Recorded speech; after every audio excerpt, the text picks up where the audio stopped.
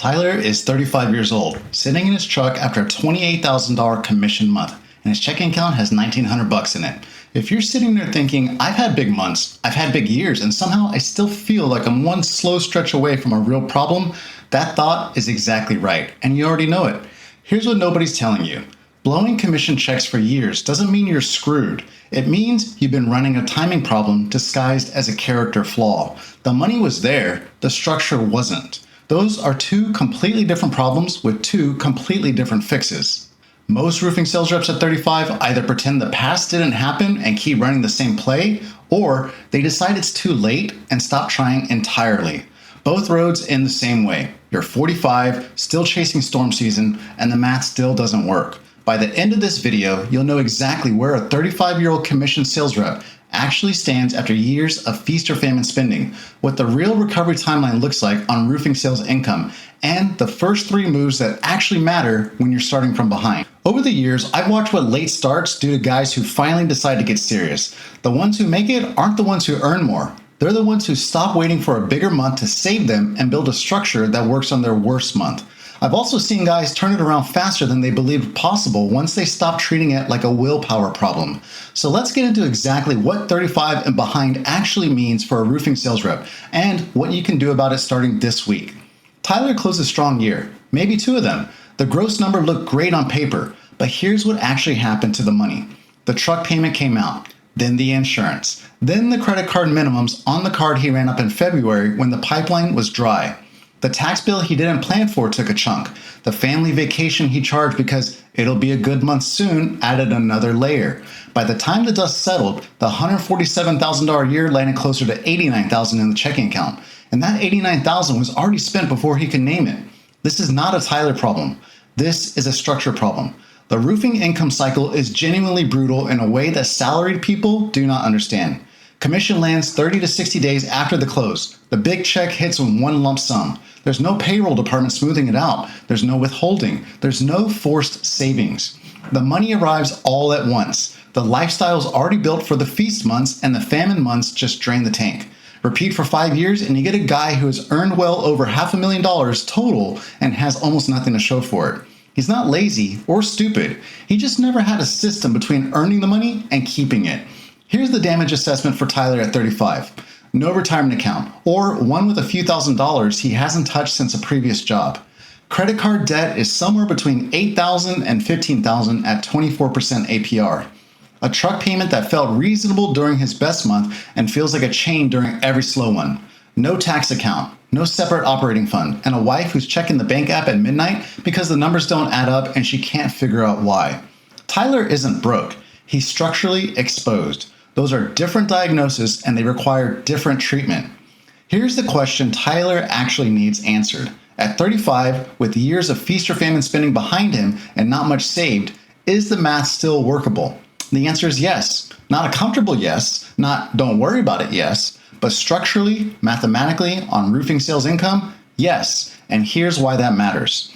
Tyler has 30 years before traditional retirement age. On commission income that averages $120,000 to $150,000 gross per year, with a real structure in place, the recovery window is shorter than he thinks. The problem is he's been trying to solve this with willpower instead of architecture.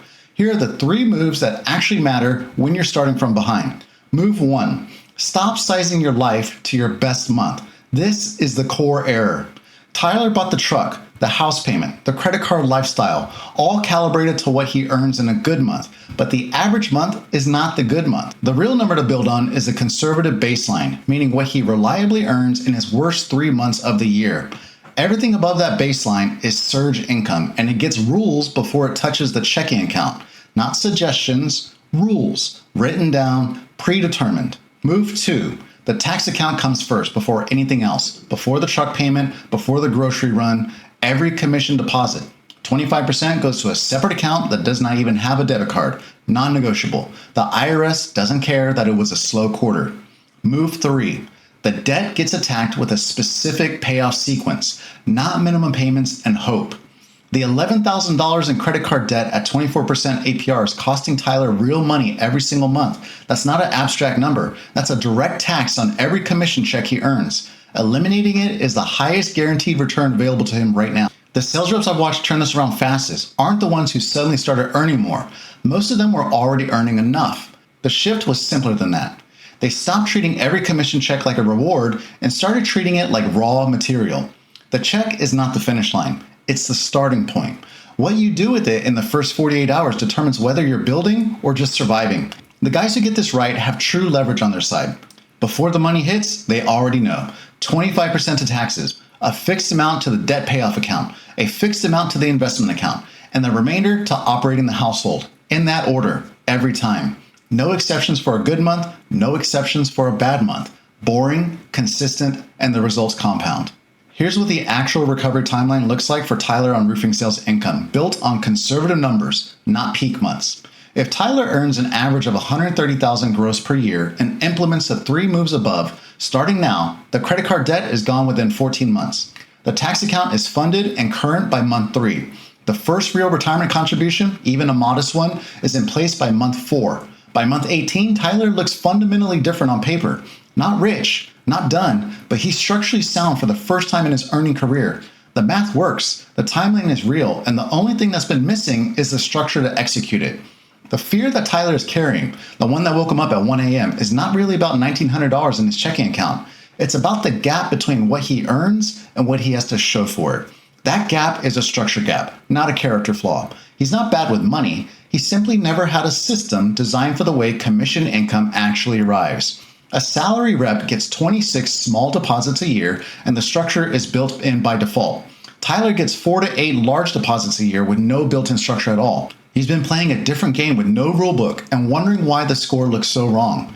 Now he has the rulebook. The score changes when the rules go in.